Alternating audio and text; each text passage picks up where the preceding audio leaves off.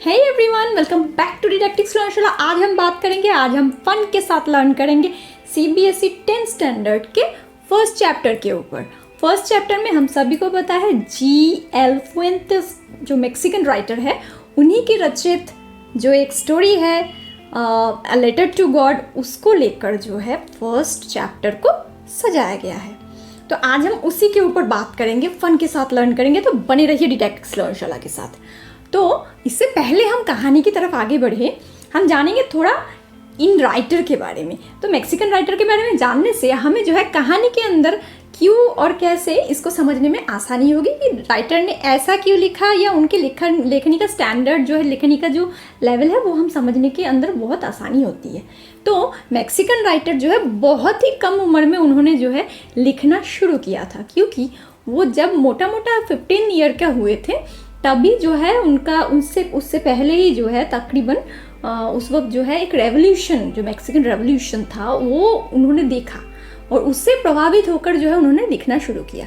एक ये, दूसरी चीज़ है उनके हर लेखनी के अंदर हमें जो है बहुत ही लेबरर क्लास, फार्मर्स, उनकी लाइफ की जो एकदम इंटीमेट डिटेल्स है, उनके लाइफ के जो फेजेस है, वो हम बहुत अच्छी तरह से देख पाते हैं। वो इसीलिए क्योंकि उनके फादर के जनरल स्टोर के अंदर बचपन में वो बहुत बैठते थे और जो है उनको मौका लगा था इंडियन लेबरर क्लास एंड जो फार्मर्स थे, बहुत कॉमन पीपल जो थे, जो बहुत ही मतलब बिलो स्टैंडर्ड जो लोग थे, जो इकोनॉमिकली थोड़ा पिछड़े वर्ग के थे, वैसे लोगों को जो है उनको जानने का, उनके डेली लाइफ का, उनके फेजेस का जो भी कुछ था, जो वो फेस करते थे डेली लाइफ में, बहुत ही इंटीमेटली जानने का मौका उनको लगा था। तो इसीलिए उनके हर लेखनी के अंदर हमें वो झलक दिख जाती है, बहुत इंटीमेट डिटेल्स वो अपनी लेखनी में दे देते हैं। तो यही है उनके लेखनी का स्टाइल, और इंटीमेसी क्यों है वो हम बता चुके हैं। अब जानते हैं उनका पूरा नाम। वो तो है मैक्सिकन राइटर, उनका पूरा नाम है जॉर्ज लोपेज फुएंतेस। तो यही है उनके बारे में हम इतना जानकारी लेंगे। बहुत सारे जो है लेखनी उनके, वो एक तरीके से नॉवलिस्ट, जर्नलिस्ट कम राइटर सब कुछ थे, कम पोइट भी थे। पहले तो पोइट्री में ट्राई भी किया था, लेकिन उसके बाद सबसे ज़्यादा उनके रेवोल्यूशनरी राइटिंग को लेकर जो है उनको फाइनली सक्सेस मिल पाया। तो यही थे जी.एल. फुएंतेस। तो उनके बारे में हम जानकारी ले चुके हैं। अभी बढ़ेंगे कहानी की तरफ। तो कहानी में सबसे पहले हम बताएंगे, यहाँ पे जो है एक प्रोटैगोनिस्ट है। तो वो प्रोटैगोनिस्ट कौन है? प्रोटैगोनिस्ट वो होता है जिसको केंद्रित करके, मतलब जिसको सेंट्रीफाई करके एक कहानी आगे बढ़ती है। तो यहाँ पे जो प्रोटैगोनिस्ट है वो है एक गरीब फार्मर, पुअर फार्मर, जिसका नाम है लेंचो। तो हमें याद क्या रखना है? पहले ही याद रखना है एक गरीब फार्मर, बहुत ही मतलब आम एक फार्मर, बहुत ही गरीब एक फार्मर जिसका नाम था लेंचो, वो है इस कहानी का प्रोटैगोनिस्ट। उसी को सेंट्रीफाई करके, उसी के बिलीफ को जो है सेंट्रीफाई करके पूरी की पूरी कहानी आगे बढ़ती है। तो who was Lencho? Lencho was a poor farmer. Okay, तो हम कहानी की तरफ आगे बढ़ेंगे। कैसे लेंचो था, कैसे वो आगे बढ़ा अपनी लाइफ में, और कैसे कहानी के अंदर उसकी पूरी कहानी जो है उसको केंद्रित करके, उसको सेंट्रीफाई करके कैसे आगे बढ़ती है, वो हम जानेंगे। The house, the only one in the entire valley, sat on the crest of a low hill। तो पहले कहाँ पे जो है लेंचो रह रहा है, कहानी में सबसे पहले उसका जो है विवरण दिया गया है, डिस्क्रिप्शन दिया गया है। कैसे?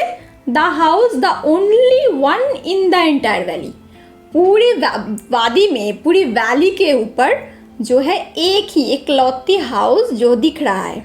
कहाँ पे है? sat on the crest of a low hill, जो एक छोटी सी हिल है, जो थोड़ी तकरीबन नीची हिल है, जो पर्वत है। सब बड़े बड़े पर्वतों में से सबसे जो छोटे वाले हैं, उस हिल के जो क्रेस्ट है, सबसे ऊपर वाला जो टॉप है, क्रेस्ट यानी सबसे हिल का जो ऊपर का टॉप होता है, तट होता है, वो होता है क्रेस्ट। तो उस क्रेस्ट के ऊपर जो वैली है, जो वैली बन चुका है जहाँ पे वो है, वो ओनली वन घर किसका है? वो है इस फार्मर लेंचो का। गरीब फार्मर लेंचो जो है इस कहानी का प्रोटैगोनिस्ट। तो कैसे बताया गया है?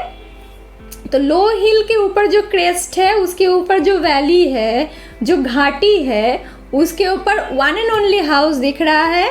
अब वो हाउस किसका है वो हम जानेंगे।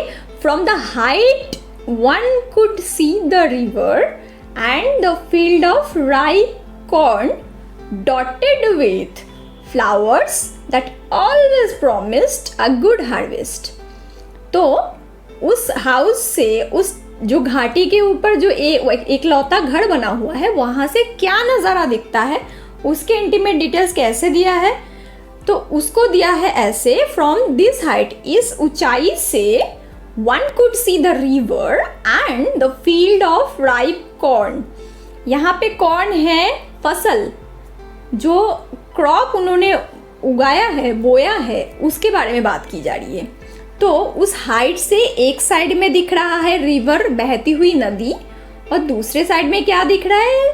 द फील्ड, वो खेती, जहाँ के वो खेत जहाँ जो है इन्होंने बोया है अपने फसल को, ऑफ राइप कॉर्न, पके हुए, ऑलमोस्ट पके हुए जो फसल है उसका नज़ारा दिख रहा है। कैसे? उसके अंदर जो डॉटेड विथ फ्लावर्स, जो पूरे ग्रीन और मतलब ऑलमोस्ट राइप जो फसल है, ऑलमोस्ट पके हुए जो फसल है, उसके अंदर जो फ्लावर्स के डॉट्स दिख रहे हैं, वो सिर्फ डॉट्स नहीं है, वो फ्लावर्स नहीं है, वो दूर से ऐसे दिख रहे हैं, वो प्रॉमिस है नेक्स्ट के लिए। क्योंकि कुछ ही दिनों में वो फ्लावर, वो जो इतने ब्लॉसम किया हुआ है, वो जो इतने फ्लावर्स डॉटेड है, वो आगे जाके कितने अच्छे फसल उगाएंगे, कितने अच्छे फसल देने वाले हैं, उसकी जो है प्रॉमिस है, उसकी जो है प्रतिच्छाया है, उसकी छवि को दर्शाया गया है ऐसे। तो वहाँ से जो दिख रहा है, एक साइड में नदी और एक साइड में जो है पके हुए, अध पके हुए, ऑलमोस्ट पके हुए फसल के ऊपर फ्लावर्स के डॉटेड, यानी फ्लावर्स उसमें आ गए हैं, उसमें जो डॉटेड दिख रहे हैं फ्लावर्स, वो जैसा ऐसा लग रहा है अगले दिन के प्रॉमिस को दर्शाया गया है। तो अ गुड हार्वेस्ट, एक अच्छी खेती का जो है प्रॉमिस है कि आपने सही चीज़ सही तरीके से उगाया है, अभी जो फसल जो है ना, वो एकदम अच्छे फसल उसको देने वाले हैं या आपको मिलने वाली है। ठीक है। The only thing the earth needed was a downpour और एटलीस्ट अ शावर। अब इतने सारे चीज़ों में से इस वक्त जो ज़रूरी है, क्योंकि पके, ऑलमोस्ट पक गए हैं फसल, इस वक्त इसको सही तरीके से एकदम पककर हाथ में लेने का और बहुत सही तरीके से इसको उठाने के लिए और सही रिजल्ट पाने के लिए हमें इस वक्त इस फसल को, इस खेती को क्या चाहिए? डाउनपोर, मतलब पानी का, थोड़ा सा पानी का बहाव चाहिए इसको, एक शॉर चाहिए, एटलीस्ट अ शॉर, एक बरसात चाहिए, जो बरसात जो है इसके प्रॉमिसिंग फसल को सही तरीके से रंग लाने में मदद करेगी। Throughout the morning Lencho who knew his fields intimately, तो पूरे सुबह से लेकर अभी शाम होने वाली है पूरी सुबह तक लेंचो कौन था? That protagonist, that poor farmer. तो वो लेंचो जो है पूरे दिन भर, मतलब सुबह से लेकर अभी तक क्या कर रहे हैं? जो अपने खेत को बहुत इंटीमेटली, एकदम जो फार्मर्स होते हैं वो अपने खेत को ना अपने संतान के तरीके से जो है पालन करते हैं। तो यहाँ पे लेंचो भी उनसे जो है अलग नहीं है। लेंचो जो है अपने खेत को बहुत अच्छे तरीके से जानते हैं, बहुत इंटीमेटली जानते हैं। तो इसीलिए जो है थ्रू आउट द मॉर्निंग, पूरे सुबह से लेकर पूरे दिन भर उन्होंने एक ही काम किया है, बार बार वो अपने खेत को एक बार देख रहे हैं और क्या नजर कर रहे हैं? देख रहे हैं had done nothing else, कुछ भी और नहीं किया, बट क्या किया? But see the sky towards the north east, उत्तर पूर्वी दिशा के ऊपर बार बार आसमान को देख रहे हैं, उत्तर पूर्वी दिशा के आसमान को बार बार नोटिस कर रहे हैं। तो लेंचो सुबह से सिर्फ एक ही काम किया, बार बार अपने खेत में घूमकर नॉर्थ ईस्ट की तरफ आसमान को बार बार नोटिस कर रहे हैं। तो क्यों नोटिस कर रहे हैं हम जानेंगे। तो नोटिस किस लिए कर रहे थे क्यों कर रहे थे। Now we are really going to get some water women. अब देखते हैं हम किसी से जाके बात कर रहे हैं। कौन। लेंचो। तो किससे बात कर रहे हैं। हम बोलते हैं ना जैसे बुजुर्ग जो लोग बोलते हैं, वो अपने पत्नी से जाके बात कर रहे हैं। क्या बोल रहे हैं। किसी औरत को जाके औरत से जाके बात कर रहे हैं। बोल रहे हैं सुनिए जी, मेरे ख्याल से इस बारी हमें कुछ बरसात के पानी का मिलने के आसार दिख रहे हैं। कैसे बोल रहे हैं। Now we are really going to get some water women. अजी सुनती हो, लगता है इस बारी हमें सच में बरसात के पानी का कुछ मिलने के आसार दिख रहे हैं, शायद मिलने वाले हैं। The woman who was preparing supper replied, Yes, God willing.